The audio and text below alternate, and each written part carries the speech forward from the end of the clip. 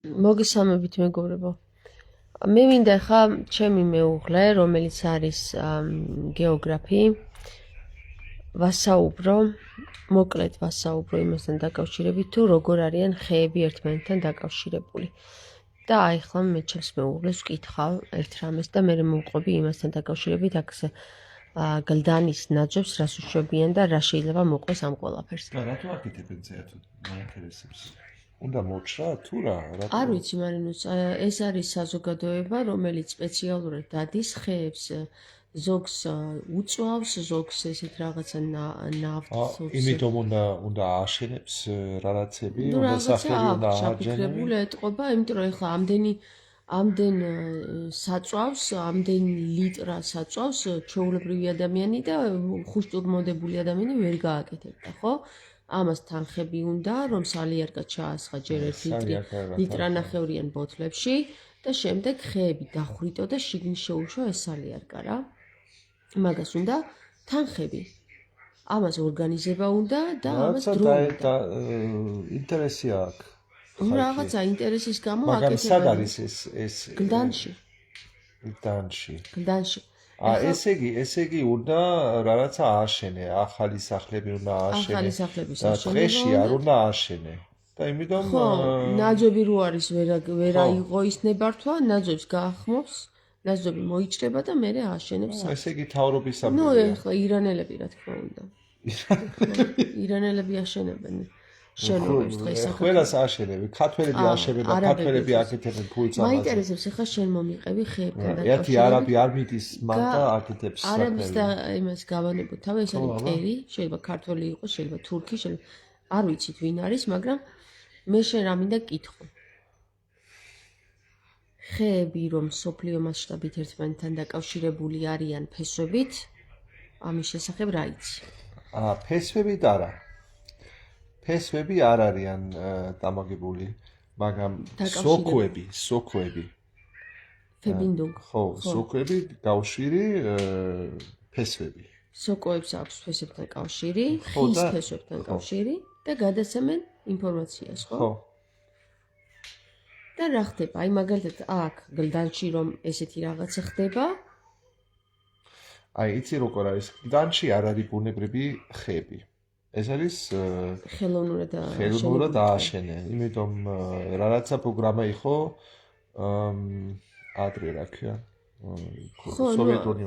სოვიეტუნიური კომუნისტების დროს პროგრამა იყო, რომ ადგილები, სადაც ვთქვათ, საინტერესო რაღაცა იყო, ვთქვათ, არტეფაქტები იპოვებოდა. არა, არტეფაქტი არა. ხეები უნდა რა მასალისთვის, ეროზია რო დაამთავრე და ესე შემდეგ. გადაარჩინოს ეროზიები. აი, არტეფაქტების ფონდში არ ვიცი რა მაგაზე მე არ აი, არტეფაქტები ახლა ეს გავანებოთ თავი არტეფაქტებს. ანუ კომუნისტების დროს ხელოვნურად რგავდნენ ტყეებს, ხეებს. პროგრამა იყო. და ეს ხეები არ არიან კავშირში, ვთქვათ, იქ. ეხლა კავშირი არიან, იმიტომ რომ დიდი ხანი უკვე არიან, ხო, რამდენი წელი არიან, უკვე 40 წლის ხეები არის, ან 30 წლის. არა, 40 მაინც იქნებიან ეს. კი ბატონო, ანუ ეს ხეები კავშირში არიან სოფლიო მასშტაბით ხეებთან, ხო? არა, სოფლიოს არა. აბა? აი ამას შეგნით, ხო? აი იცი როგორ არის? ჩვენთან სულ ხეები იყო. სად ჩვენთან? საერთოდ სოფლიოში. ყველაფერი იყო ტყეებში, ხო? ვირაცა მოუჩრა ეს ტყეები. როდის არ ვიცი, შეიძლება 10000 წლის წინ. ან ხო და ეხლა კუნძულისავით არის, ხო?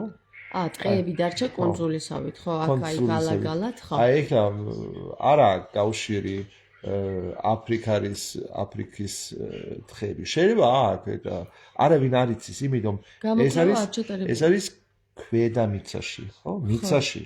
და მეცნიერები არ იციან რა ხდება მიწაში, იმიტომ ვერ ხედავენ. ხო. და ექსპერიმენტები ძალიან რთულია. აი ძალიან რთული არის ექსპერიმენტი.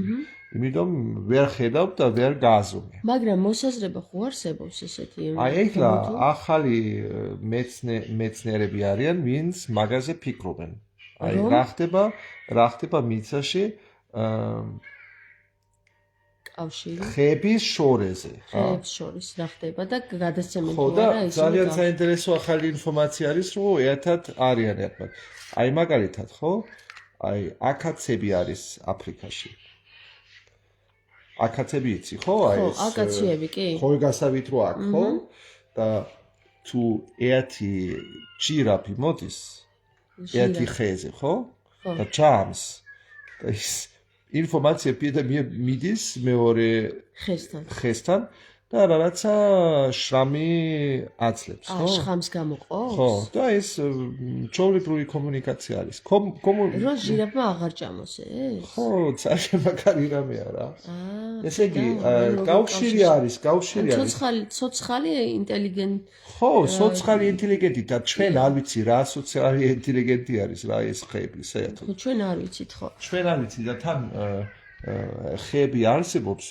რაც არის 5000 წელი 100 არა 1000 წელი 2000 წელი და რამდენი ენერგია და რამდენი დაინახა ეს ხე ხო ანუ ნახე ინფორმაციის მატარებელი ხე რომელიც პირდაპირ მნიშვნელობით შეიძლება დაგიკავშირდეს ასტრალურში მენტალურში და არა ფიზიკურშიც კი აი იცი რაც აკეთებენ მეცნიერები აი ეს არის როგორც ფანჯარა ცასულის დრო ხო აი თუ ლუპე არა ein Fenster in die Vergangenheit ანუ წარსულის კარია რა თითქოს წარსულის კარია და იცი რაც აკეთებენ მეცნიერები ბურავენ და დაენახე რა კლიმატიკი ხო რა კლიმატიკი მაგრამ შეიძლება პირდაპირ კეთხვი ხები რა ხდება როგორი ხო აი ჩვენ რო სოკოსთან გვაქვს კავშირი მაგალითად ხო და ამაზე რო ვარ ოკეი შეიძლება პირდაპირ ეთქვის ჩვენ თუ სოკოებს გავუგებთ არ ვიცი რა და მათ ენას გავიგებთ შეიძლება პირდაპირ გვითხრან და აღარ დაგჭირდეს ეს გაბურღვა და იქ გამოკვლევა რომ აი რა იყო და რა ნახა ამ ხელი ეხლა ჩვენი წინაპრები მაგალითად კელტები თუ რა ქვია ქართულად არ ვიცი კელტები ქვია კელტები ხო აი გერმანიაში კელტები იყვნენ და ცხოვრობენ დღეში აი სულ დღეში იყვნენ და ისინი ქონდა დიდი კავშირი დღესთან. აი წმინდები იყვნენ დღეები რა. დღე იყო წმინდა მათთვის, ხო? აბა. აი ცხოვრობდნენ მან, ხო? და მე მგონი ისინი უფრო მეტი იცოდნენ ვიდრე ჩვენ დღეს. კი, აბა რა თქმა უნდა.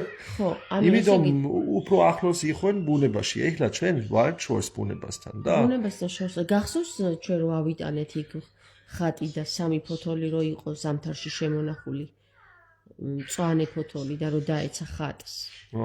ეს ხო კომუნიკაცია იყო ხის მიერ ღიშობლის ხატზე. ხო, მოკლედ ერთი სიტყვით მეგობრებო, მადლობა მარინოს გეფარდ, მეცნიერი დოქტორი და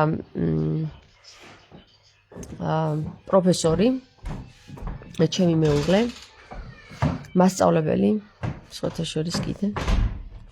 და მსახიობიც გუშინ წინ იყო ჩემი მეუღლის ფილმის ჩვენება კინოთეატრ ამირანში. ერთი სიტყვით მეგობრებო, მე რა მინდა ეხლა თქვა რა, ვინც ამას აკეთებს. ვინც ამას აკეთებს ბოთლში სალიარკას თუ რა ვიცი რა სასხავს პირს თუ მომშხავ ნივთიერებას, შემდეგ ხეს ბურღავს და ხეს აკავშირებს ლურსმით, თუ ლურსმით არის თუ შნურით, რა ვიცი რითი, ხეში შემავალ სალიარკას ჩამოკიდებს და ხეს აწამებს პრინციპში. მინდა უთხრა აი ამ ადამიანს და თუ ქართული ესმის საერთოდ და თუ არაბი ან თურქი ან ვინმე ურჯულო არ არის, აი მინდა უთხრა ამ ადამიანს რა, რომ გლდანი, ნაჯის ხეები, კოორდინატები არ ვიცი. მოკლედ, აი ამას ვინც აკეთებს, მინდა უთხრა, რომ ეს ადამიანი ჯერ ხომ დამახსოვრებული არის თვითონ ბუნებისგან. მეორე ჩაწერილი არის წიგნში, სადაც მავნებლური და საშინელი ამბები უწერია სიცოცხლის წიგნში და მესამე ახლა მინდა ვთქვა რა ხდება საერთოდ, რა ჩვენ რა უნდა გავაკეთოთ, რომ გადავრჩეთ საბოლოო ჯამში. ბოლო დასკვნებით, მეცნიერული დასკვნებით, ყველა ხე კავშირშია ერთმანეთთან. ჯერ დამტკიცებული, რა თქმა უნდა, არ არის ეს, მაგრამ ბუნება ერთმანეთთან კავშირში არის ჯაჭვური რეაქციით. აი წარმოიდგინეთ, რომ ობობა ქსელს რო გააბავს, ქსელი რაღაცაზეა მიბმული და ის რაღაცა რო არ იყოს, ობობის ქსელი არ იქნება, ხო? აი ესე არის ბუნება. ყველა ერთმანეთთან არის კავშირში, ყველაფერი ერთმანეთთან არის კავშირში და ესენი არიან ჩვენ შეიძლება გვეგონოს, რომ უტვინო არსებები და ხე არის და ვერ აზროვნებს, მაგრამ ძალიან დიდი ინტელექტის მატარებელი არსებები არიან, როგორც ხეები, ისე ნებისმიერი მცენარე და ისე ნებისმიერი ბუნებრივი მოვლენა, როგორიც არის წვიმა, ნისლი, ხრუბელი და ასე შემდეგ. მეგობრებო, არ გიგონოთ, რომ ეს არის უბრალოდ ხდება ეს ყველაფერი და ხე სადღაცა უცნაურად აღმოცენდება და ის ხე შეიძლება მოვჭრათ რა. ამ ბუნება არის ძალიან ამტანი. წარმოიდგინეთ, ხეს შეუძლია თავისი სიცოცხლის მანძილზე რამდენი წელიც ის არსებობს. შეიძლება 5 საუკუნე იარსებოს ხე და 5 საუკუნე იმდენად ნებისყოფა აქვს გამომუშავებული, რომ ერთ ადგილზე იდგეს და მხოლოდ იმ ადგილს აკვირდებოდეს. გაუნძრევლად უსიტყვოდ. ეხლა მე რა მინდა ვთქვა ამით რა? თქვენ არ გეგონოთ, რომ ნებისმიერი მოჭრილი ხე, ნებისმიერი აი ესეთი მტარვალური წესით ნაწვალები ხე, ნებისმიერი ის საკითხი, რომელიც ჩვენ განვახორციელეთ და არ გეგონოთ, რომ ჩვენ ამაში არა ვართ ჩარეული, მეგობრებო, ჩვენ ყველანი ჩარეული ვართ. ვინც ამას ხედავთ, ვინც ამას არ ვაკონტროლებთ, ვინც ხეს პატივს არ, ვინც ბუნებას პატივს არ სცემს. ეს ყველაფერი თქვენ გონიათ ბუნება ამას ვერ ხედავს? ბუნება კი არა, ღმერთი ხო ხედავს. ბუნება ღმერთია, ღმერთი ყველაფერშია. იცოდეთ, რომ აი ახლა რაც ხდება დღეს დედამიწის ირგვლივ, როდესაც 23 ნოემბერს რომ ამოხეთქა ვულკანმა 12,000 წლის დაძინებულმა ვულკანმა რომ ამოხეთქა და პირდაპირ მნიშვნელობით აი როგორ გითხრათ რა, ილია მეორის სახელით განხორციელებული მტარვალიზმი, რაც სოფლიო მასშტაბით არ მომხდარა, ჯერ მოხდა საქართველოში, პირდაპირ მისი სული დაიშალა იმ ვულკანში, იცოდეთ რა. როდესაც მკვდარს მოანათლინეს 700 ანგელოზი, ბავშვები ანგელოზები არიან. აი პირდაპირ მნიშვნელობით ჩვენ ბუნება იმდენად კავშირშია ჩვენთან ბუნება და იმდენად გვიკავშირდება ჩვენ თავისი მოქმედებებით, რომ არ გეგონოთ, რომ სადმე რამე დაიკარგება. სადმე თქვენი ესეთი საზიზღრული ქცევა დაიკარგება. ნებისმიერი ის ადამიანი, ვინც ახლა ფიქრობს, რომ ამ ხევს მოწამლავს, გაახმობს და მერე იქ სახლებს ააშენებს, ის ადამიანი, ვინც ამას გააკეთებს და ვინც მერე იმ სახლებს იყიდის და შიგნიშევა, თავზე დაემხობა სადა მიწა, იცოდეთ. მე კი არ ვწევლი, ეს იქნება შედეგი იმ საქმეებისა, რა საქმეებიც დათესეთ თქვენ. მე ამას პირდაპირ მნიშვნელობით გეუბნებით, რა იქნება შედეგი და არანაირი წევლა აქ არ არის. გესმით? თავზე რატო დაემხობა, იცით? ადამიანმა არ იფიქროს, რომ არცოდვა არის მართლა რა, ვიღაცამ მოგატყუათ ეგ. ადამიანი ვალდებული არის, თუ კი მას მიეცა თვალი, ყური და გონება, რომ იაზროვნოს, რომ იყოს ჩართული დღევანდელობაში და აწმყოში, ანის წილმყოში. არის ვალდებული და ევალება თითოეულ ადამიანს, გვევალება, რომ ჩვენ ვიყოთ ყურ ადღებით, ყურა დღებით გესმის და დღე არის ამაში ჩადებული. თუ შენ არ გესმის დღეს რა ხდება და ყურს იყრუებ და თვალს იბრმავებ, შენ აუცილებლად მოგეკითხება არა მხოლოდ დედაბუნებისგან, არა მხოლოდ ღმერთისგან, არამედ თვით სატანისგან მოგეკითხება, იცოდე რა. და არ გეგონოთ, რომ ღმერთის ჯის, ღმერთი არ არის დამსჯელი მექანიზმი. დამსჯელი მექანიზმი არის თვით სატანა. სატანა გიგებს მახეს და სატანა მოგკითხავს ბოლოს. არავითარი ღმერთი იქ არ არის ჩარეული, რომ შენ რამით გაზიანოს, თუ კი შენ შეცდომა დაუშვი. ღმერთის პოზიცია ამ შემთხვევაში არის ის, რომ შენ შეგახსენოს, შენ ხარ ვალდებული, ანუ დადებული გაქვს ვალი. თუ კი ამ დედამიწაზე მატერიაში მოდიხარ, რომ თვალი მოგეცა, ყური მოგეცა და გონება მოგეცა და იაზროვნო.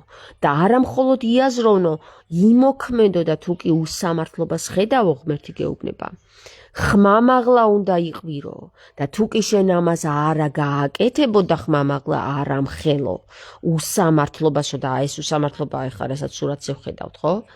მაშინ შენ მოგეკითხებაო და მარტო შენი ცოდვები კი არ მოგეკითხებაო. აი იმან ვინც გააკეთა და თვალი აიყრუე და ყური წაიყრო, იმის ცოდვებსაც შენ მოკითხავო. გესმის?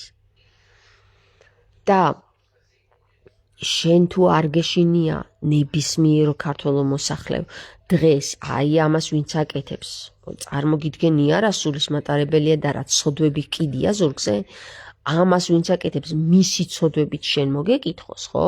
და ხმა წაიყრუე, თვალი დაიბრმავე და ფეხი წაიკოჭლე, რომ აი დღეს ფეხი მტკივა და გარეთ ვერ გამოვალ და ხმას ვერ ამოვიღებ და შვილი მყავს და მეშინია ის არ მომიკლანო, ხო? აი მაშინ მეგობრებო, თქვენ იცოდეთ, რომ იმ ბავშვს, რომელსაც გაუფრთხილდით, რომ სისტემამ არ მომიკლასო, ხო? თვით სისტემა გადინადგურებს მერე სწორედ იმ ბავშვს, რომელიც გამოც შენ გარეთ არ გამოხვედი და ხმა არ ამოიღე და რომლითაც შეგეშინდა, რომ აი ამ საზიზღარმა სისტემამ, რომელიც ამას აკეთებს, მერე შენ ბავშვს რამე არ ავნოს. შენ რწმენაში გწდის ამ დროს სატანა. გაქვს თუ არა ღმერთის რწმენა. თუ კი შენ ღმერთთან სიახლოვეში ხარ და როგორც შენ თავს უწოდებ მართლმადიდებელი ხარ, შენ არავისი და არაფრის არ შეგეშინდება. პირდაპირ მნიშვნელობით უსამართლობას ხმამაღლა ამხელ იყვირებ და არც იმის შეგეშინდება, რომ შენ ბავშვს რამეს უზიანებს სისტემა და არც იმის შეგეშინდება, რომ შენ სახლს აგიწიოკებენ, ან არც იმის შეგეშინდება, რომ შენ მოკლავენ.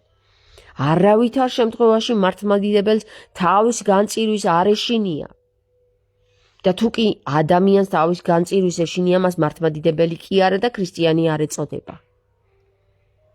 ქრისტეს თავგანწირვა არის მაგალითი იმისა, რომ შენ კი არ უნდა გაეწირო და ჯვარზე კი არ უნდა ეცვა. შენ მზადყოფნაში უნდა იყო ამისათვის, უსამართლობას თუ ხედავ, ჯვარზეც კი გაეკრა და სიკვდილისათვის. და შენ თუ გამოიცდები იმაში, რომ შენ არ შეგეშინდება და იყვირებ ხმამაღლა, ჯვრისწმის საკითხი აქ ცდება. რატო აქ ცდება, იცი? იმიტომ რომ შენ გამოიცადე უკვე. შენ, როდესაც იმ დროს, როცა უსამართლობის გამო ხმამაღლა იყვირე, შენი გამოცდა ჩაბარებულიყო.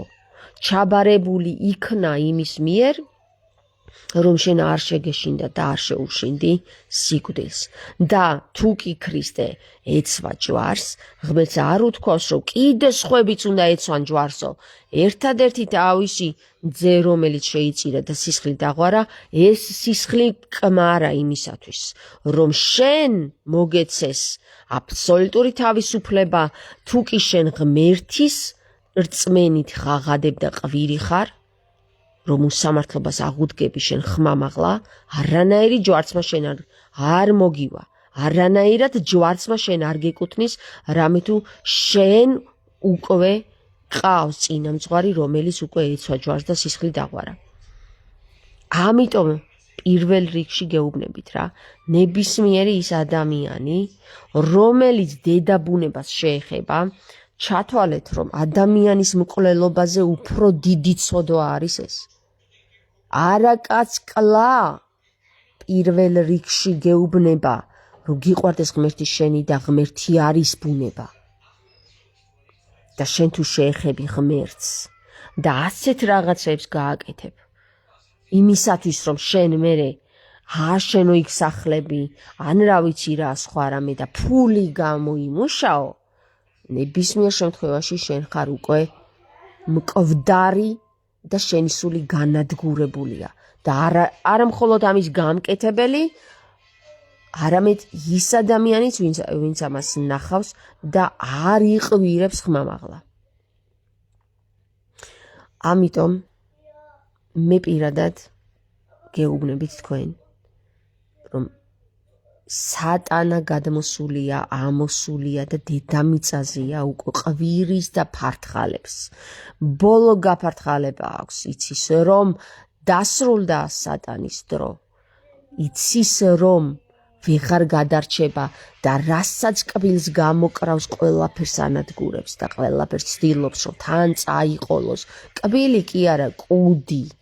კბილები სადღა აქვს მაგ საწყალს. კუდიღა დარჩენია, გესმით? და აი ამ კუდს თავისი კუდიანად რომ წაალეკავს თავისიანებს და ჩაიხერგება უბსკრულში, ხო? ეს არ იცის მაგ სატანამ. ამიტომ ნებისმიერი ჩვენ, ვინც ფხიზლად დავრჩენილ ვართ, გვმართებს ხმამაღლა ყვირილი. მსგავსად იმ ერთრქიანი ცხვარისა, რომელზეც საუბარი აქვს ენოქს აპოკალიფსის პერიოდში, რომელიც არავის და არაფერს არ შეუშინდება, არანაირ სისტემებს არ შეუშინდება და ხმამაღლა ყვირის, ხმამაღლა ამხელს, ხმამაღლა ბუინობს. თუმცა ხელს ვერავინ ადებს მას, რამე თუ მასზე არ აქვს არც ერთ ძალას ამ დედამიწაზე ძალაუფლება. მასზეთ ხელის აღების. დღეს მცველი არ ხავს, რომ ვკითხულობთ, ჩვენ თითოეული ჩვენგანი უნდა იყოს ტყის მცველიც და დედაბუნების მცველიც. გოდერძი მიქელაძე. დღეს მცველი არ სჭირდება, ტყის მცველები ჩვენ უნდა ვიყოთ. ნებისმიერ ჩვენგანი, შენ, მე და კიდე სხვები იქ ვინც მისმენენ, ახლა აქ 17 კაცი მისმენს. ბუნებაში ყველაფერი წონასწორობაში იყოს, წონასწორობაშიო. თუ წონასწორობა დაირღვევა, თვით ბუნება შეეცდება ისევ მოიყვანოს წონასწორობაში. კი, მარი. თითქოს ბუნებამ დასაჯა ხეები, ფესვებით მიაჯაჭვა მიწას, მაგრამ საოცნებო მაინც უსაზღრო ზეცა მისცა. არა, არ დასაჯა ხეები, მარი, ეს თავიანთი არჩევანი იყო, ხეების არჩევანია ასეთი. ხე არის ძალიან, აი, თქვენ ვერ წარმოიდგენთ, რამდენად ცოცხალი მოაზროვნე არსება არის, ქმნილება ღმერთის არის ხე. მე პირადად გამოვცადე ეს ჩემს გამოცდილებაში, ჩემი გამოცდილებიდან გეუბნებით, რომ იმხელა ენერგიის მატარებელია ხე, რომ ჩვენ იმის ენერგიას რომ მივაღწიოთ, ძალიან ბევრი უნდა ვიღვაწოთ. აი, ძალიან დიდი ენერგიის მატარებლები არიან და ძალიან ჭკვიანები არიან, იცოდეთ. არ ვიცი თქვენ ჩემი მსმენელიდან მოსმენილი გაქვთ თუ არა ჩემი ლაივი, სადაც გავაჟღერე მაშინ, როდესაც ჩვენ წმინდა გიორგის ეკლესიას ვაკეთებდით, იქიდან ხატი წამოვიღეთ. ვაკეთებდით არა მაშინ, როდესაც ჯერ სანამ დავიწყებდით გარემონტებას. ხატი წამოვიღეთ შესარემონტებლად. ეს იყო ზაფხული. და როდესაც ჩვენ გადავწყვიტეთ, რომ აგვეტანა აგვებრძანებინა ისევ ეს ხატი და დაგვებრძანებინა ეკლესიაში, ამ დროს იყო უკვე ზამთარი. ზამთარში ხეებს ფოთლები აღარ აქვთ ხოლმე. მაგრამ მოხდა ესეთი რამ, რომ როდესაც აი გზაში ვიყავი და ხელში მეჭირა ეს ღვთისმშობლის ხატი,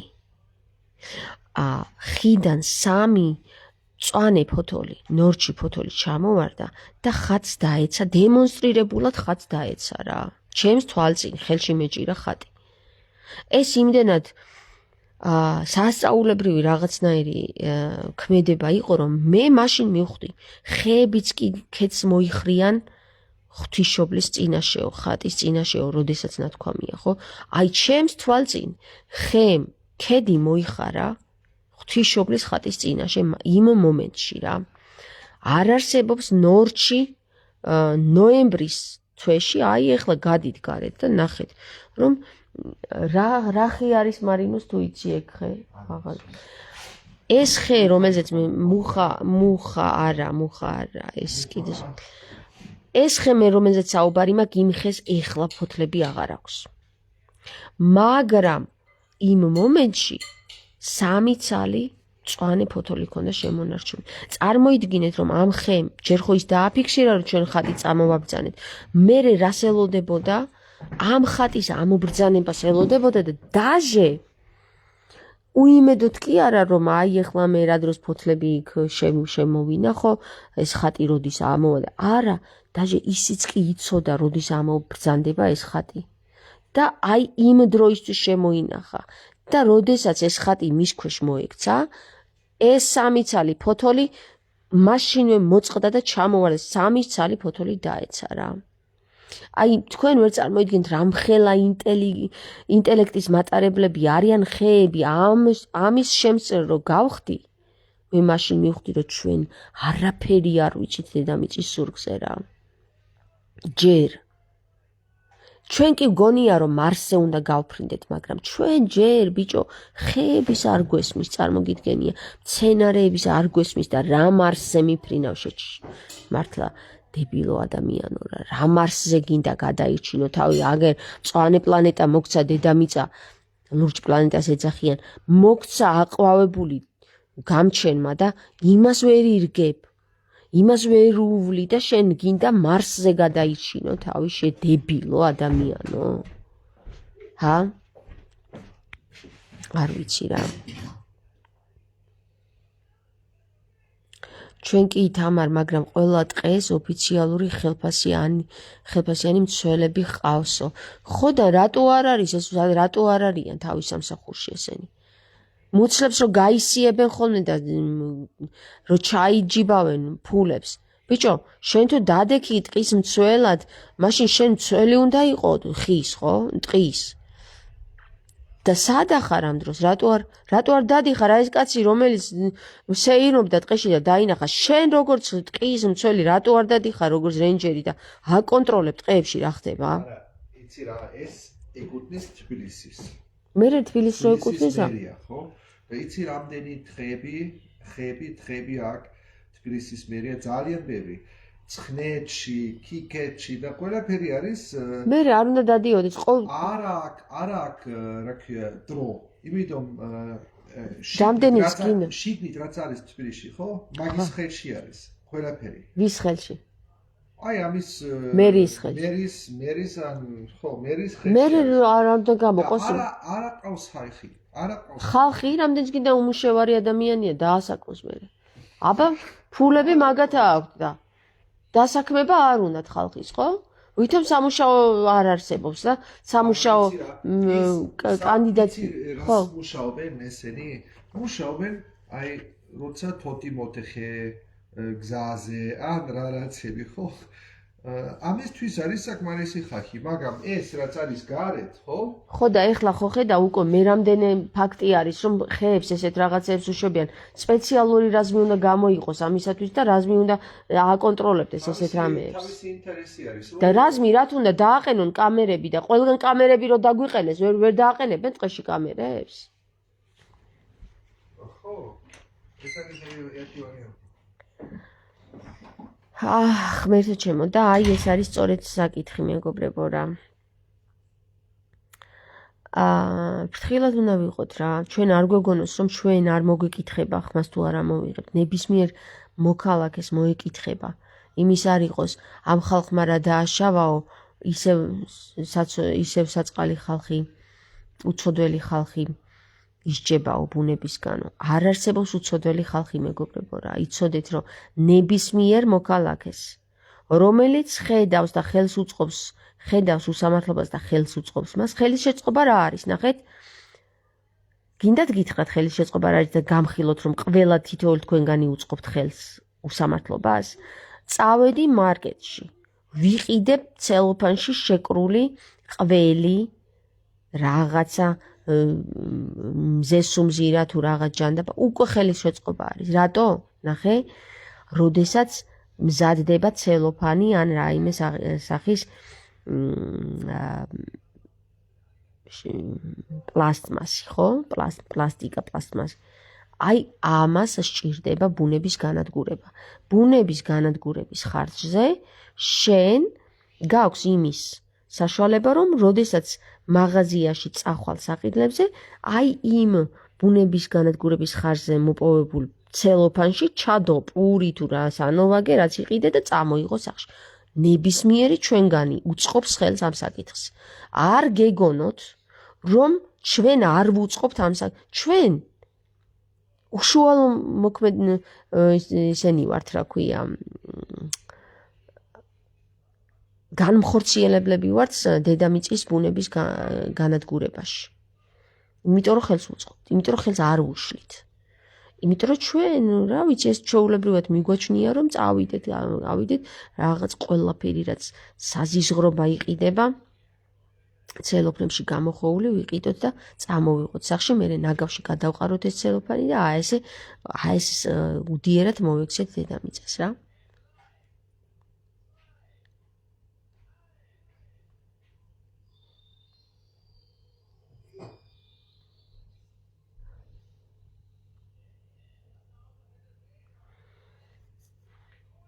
ყველამ ჩვენ თავში უნდა ჩავიხედოთ რა, რამდენად ნებისმიერი ადამიანი, რომელიც ტანსაცმელს იყიდის, ერთხელ ჩაიცმევს, ორჯერ და გადააგდებს და მერე კიდე წავა და კიდე იყიდის და არ ცხოვრობს ასკეტურად, მაგალითად ერთი ხელი ჩასაცმელი გეყოს. არა, ისიც უნდა კონდეს, ისიც და მთელი სახლები აქვს ხოლმე გავსებული ჩასაცმელებით. აი, ამ საკითხს მეგობრებო, იცოდეთ რა. აუცილებლად დაგიბრუნებთ უკან დედაბუნება. პასუხს გაგცემთ ამაზე რა და პასუხს გაგებინებთ.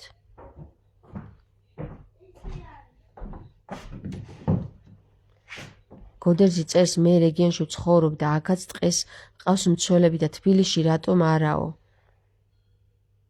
უნდა გქონდეს აუცილებლად, მოიცა გიორგი წერს, ეს ტერიტორია გრიგოლ ორბელიანის ქუჩა ნომერი 5-ში არისო და საინტერესოა, რაც მზადდება მომავალში. ეტყობა მშენებლობას ამზადებენ. გრიგოლ ორბელიანის ქუჩა.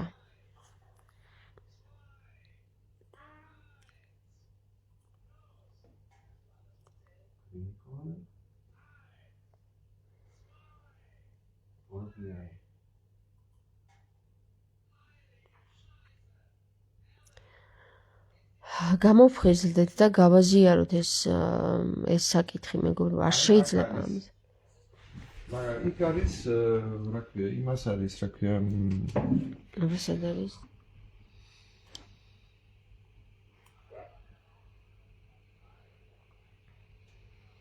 აი, აქ არის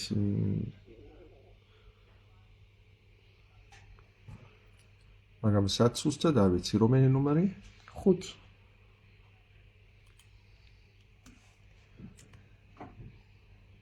სადავართ ახლა.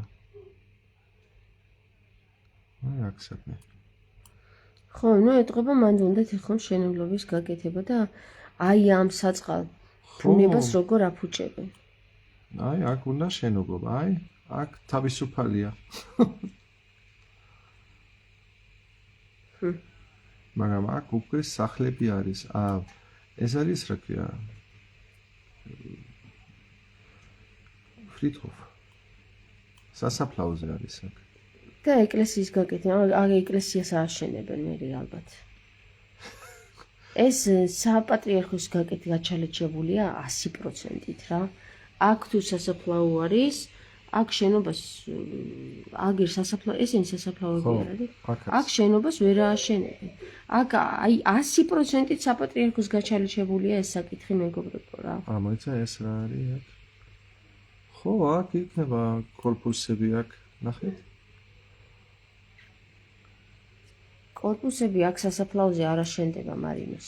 მან ეკლესიის გაკეთება უნდა თავად. ერთი, ნახოთ. ვისი ხელშია? ვის ხელშია ვნახოთ აბა.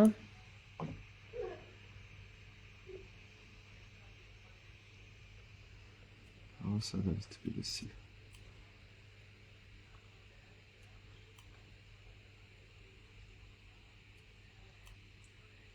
აი ეს არის, ხო? ნახოთ კადასტრის.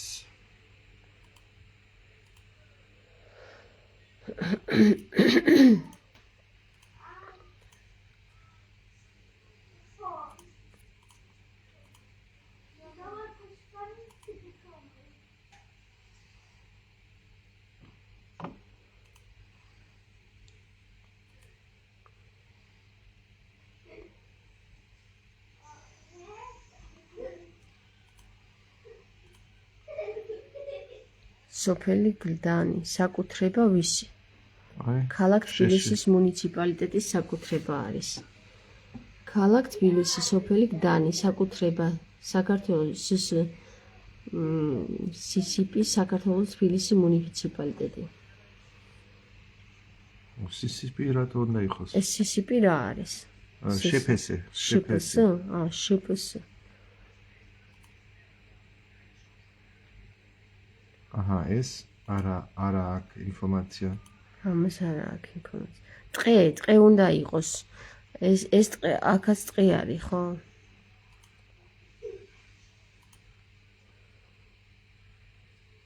მკვდრებსაც ამოყრიან სასაფლაოებიდან გაუჭირდებათ თუ რა ამბობს მარი. არ ვიცი რა.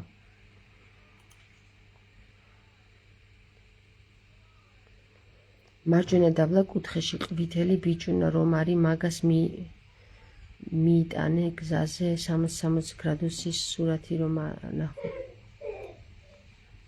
რა? ვერ გავიგერას ნიშნავს. ხო, გავიგერა უნდა. დანარჩენი ადგილები ვისია? აი, ზუსტად ეს ადგილი იყო, ხო? გზაზე რო იყო. ხო, აი ეგ ადგილი იყო. ხო და რაღაც უნდა აშენე, რა თქმა უნდა.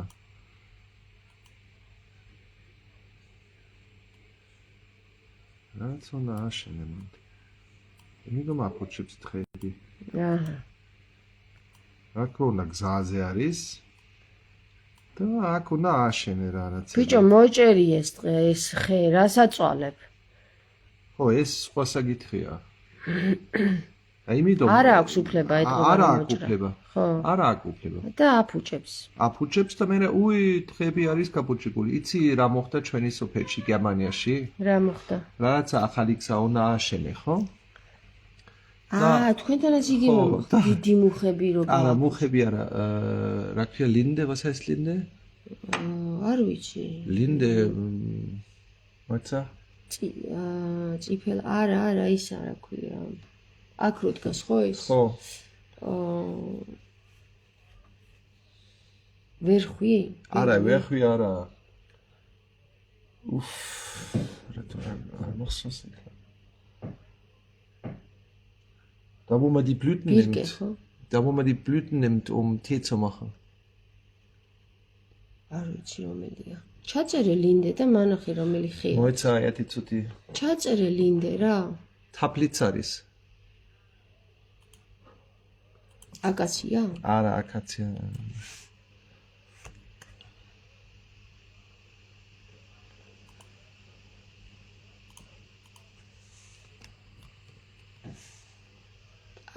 ცაცხვი. ცაცხვი, ხო? აი, ცაცხვი. ლინდე ცაცხვი. ესე იგი დიდი ცაცხვი იყო. შეიძლება 1000 წლის ცაცხვი იყო. გეთქვა რომ აქ რო გვიდგას თქო. ხო, გითრარი. და ცაცხვი იყო გზისთან ახლოს. და არ უნდა მოჩა, იმიტომ რომ წმინდა ხეები არის ჩვენთან. ცაცხვი არის წმინდა. ცაცხვი, ხო? და დიდი ხანი უკვე 500 წელი ან 1000 წლის ცაცხვი ხო. და ეს გზა რო გეთება, ხო? უნდა მოჩხათ. მაგრამ არ შეიძლება რომ მოჩხათ. იცი რა მოხდა? შეიძლება გამოგაჩინო. იცი რა მოხდა მერე? აი სპილენძის რუსმენი ჩარჩა. და გააფუჭეს და ეხლა არის ახალი გზა. ესე იგი, ეს პრაქტიკა არ არის აკაური პრაქტიკა, ხო ეგან აკეთებენ ეგრე. ასე მეგობრებო, რომ ეს თურმე მიღებული პრაქტიკა ყოფილა ბოროტების სამყაროში, ბოროტთა სამყაროში და ეს არის რა ქვია. ხო და აი ამაზე არის რა. ხო, ეგენი უნდათ რომ გააფუჭო. კარგით მეგობრებო, დაგემშვიდობებით ახლა და ამოიღეთ ხმა. რაღაც ელოდები, აგერ უკვე რახანია გელი. ამოიღე ხმა. იცი რა, რამდენი რამე ეგეთი არის რა არსებობს საქართველოში, მაგალითად ჩალაში, თბილისის ჩალა რო არის. აი ამ ხიდის დიდი ხომისკენ რომ მიდიხარ, ამ ხიდი, ხო? აქ არის ჯალა. ჯალა, ხო? იქაც აქ აფუჭებენ ყველაფერს, მაგრამ ვიღაც არის ვინც დაბრუნდეს და ამაზე და რა მოხდა? ბოლო ნაგავში ხიან და ეს. ნაგავს ყრიან და ნაგავხიან შენებლობის მასალა აიღონენ ქვიშა და იღებენ ქვიშას ხო? აფუჭებენ. კარგად მეგობრებო, დაგემშვიდობებით. მარიამს დაემშვიდობებით ჩემს მაგივრად. კარგად. ხელით დაუქნიე.